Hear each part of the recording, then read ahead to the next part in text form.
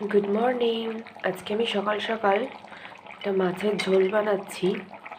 তো সব রেডি করে ফুলকপি আলু দিয়ে যেরকম নর্মাল জিরে আদা দিয়ে ঝোল হয় সেটা করার চেষ্টা করছিলাম, কিন্তু দেখে হঠাৎ যে আদার টুকরোটা খুবই কম, এই যে একটুখানি আদা রয়েছে, মানে এর থেকে আমি একটু দিয়েছি।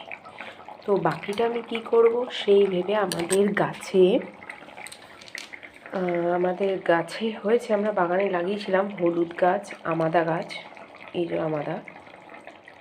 তো এখান থেকে কিছুটা আমি এর মধ্যে দিই আদার সাবস্টিটিউট হিসাবে। ভাবলাম যে টেস্টটাও আলাদা হবে। সত্যিই দারুণ হয়েছে ঝোলটা, এখনও ফুটছে, আপনারা দেখতে পাচ্ছেন, গন্ধটা অসাধারণ বেরোচ্ছে। তো আপনাদের যদি মনে হয় আপনারা এই রেসিপি ট্রাই করে দেখতে পারেন। যে আমাদা শুধু চপ আচারে খেয়েছেন অনেকে, কিন্তু মাছের ঝোলেও ভালো গন্ধ নিয়ে আসে, টেস্টটাও ভালো আসে। Thank you.